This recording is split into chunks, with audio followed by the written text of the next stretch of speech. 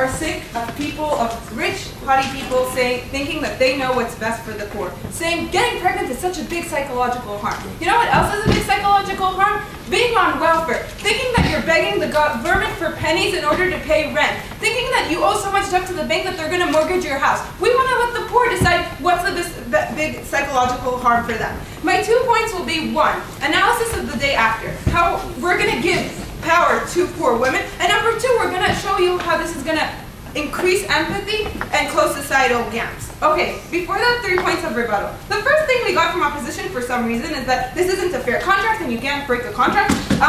The whole point of a contract is that it's breakable, there's a penalty, there's a fine, there's something, but you can break it. We can have the parents, the couple sign, ahead of time. If the woman has to abort, fine, we'll agree. We think the woman won't get the money then, she's not going to do it. We don't think that's the case.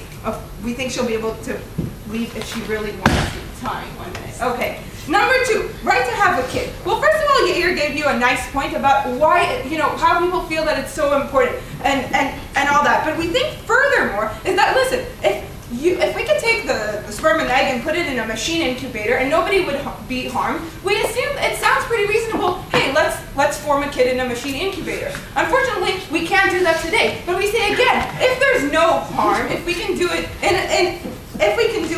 in a person, then that's fine too. As long as we show that there's no harm and that it's a free choice. Okay, if it's the poor person's free choice, then we should let them do it.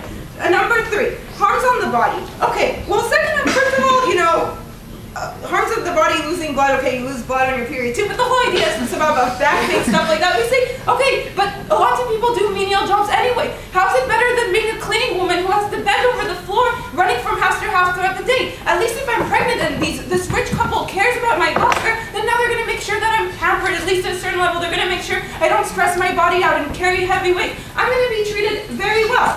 Okay? Again, the idea of psychological damage. And they said this woman's not going to get self-fulfillment because she can't keep the baby. Maybe for this woman, self-fulfillment is giving the gift of life to another couple. Making them feel happy.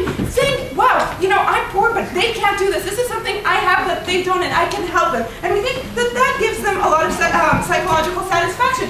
Again, because we're having it in these Western liberal democracies, then we're going to make sure that they have doctor checkups. Yair said this. We're going to make sure that everything's okay. Something in India that you can't happen. We don't think the harms to the body are something day. Okay, first point. Day after, what's going to happen? Okay, these women who are going to go to choose this are probably going to be, obviously they're going to be poor, okay, and they're going to get a decent amount of money probably. Again, it's a free market, but essentially most women aren't going to want to do this. They're not going to want to get fat. They're not going to want to carry something around for 9 months. But if they get a good enough money that they think, hey, this is a good enough investment, it's worth my time, then we think that's great. We think that especially for the first 6, 7, 8 months, then you can still do other things while you're pregnant. You can still, attend, extra classes at college, or you can still work at your shop, at your job in the supermarket. So it's like your stomach is earning money for you at the same time. It's cool. It's a smart investment. Women have that advantage where they can make money, doing 2 things at once. Then that's awesome. Okay. Again, if they take this other job where they're a secretary, then that's the only thing they can do all day. And suddenly they're making good amount of money. And again, good amount of money because most people probably won't want to do this. And they can use that to pay off debt, to keep their home that maybe they love very, very much. And that's more important for them. And it's a bigger psychological harm if they lose it. It's easy for the rich to glamorize being poor and say, listen, guys, whatever, they could, it's abuse. But no, being poor is not fun. It's not fun having to worry about rent every night. It's not fun to worry about whether you can get enough food for next month. And if we think that if these poor people think this is the lesser psychological harm, I can handle having a baby, I actually think it's a good thing because I'm giving life to someone and I'm helping a couple out, then we should let them do that. Second half. Can you please tell us what is the moral difference between volunteer surrogacy and paid surrogacy? We don't think there's a difference, except now you're getting money for it, which is great. If before I'd only do it for a cousin because I care about the cousin, but now I'm doing it for someone I don't know because of the money, as long as I agree to it, as long as it's a free contract, sababa. We think a good example is like foster care, okay? These foster care couples are getting aid to take care of the kids, but that doesn't mean that they don't love the kids and take good care of them. The system is working very well in the US. Yes, the financial aid is helping them and giving the parents an incentive, but then they bond with the kids and say, hey, I do want to take good care of them. I do care what happens to them.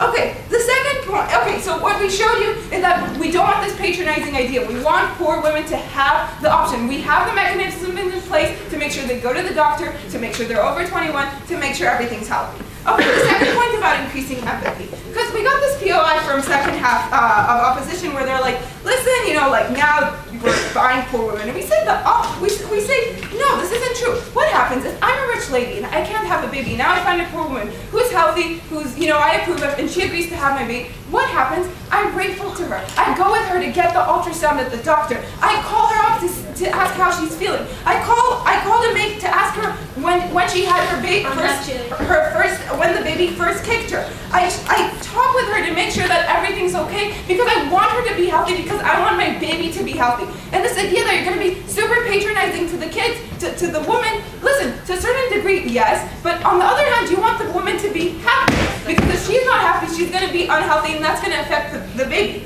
We think that a good analogy for this is the Philippine people who take care of the elderly. Okay, my great-grandma is taken care of by a Philippine woman. Yes, she's poor, but on the other hand, my whole family is so grateful to her for what she does for my great-grandma to keep her healthy, and that bond lasts afterwards as well. And we think this is the same thing here. You have this unique opportunity to create a bond with a poor person who suddenly has power over you. She's holding the most precious thing that you want, okay? She's holding the baby that you will be with for the rest of your life, and she's giving you that. And so we think that this increases the empathy because suddenly you have friction with her the first these 9 months, and maybe after if she wants to come visit the baby. Suddenly you're looking, hey, she's normal, she's like me, you know, like she's someone who's working hard, she has aspirations. What is she gonna use this money for, you know, to pay off debts? What's her reasoning? And we think that this contact will be positive, again, because she's giving you a present, because she's giving you something that's so worthy and you're so grateful for her,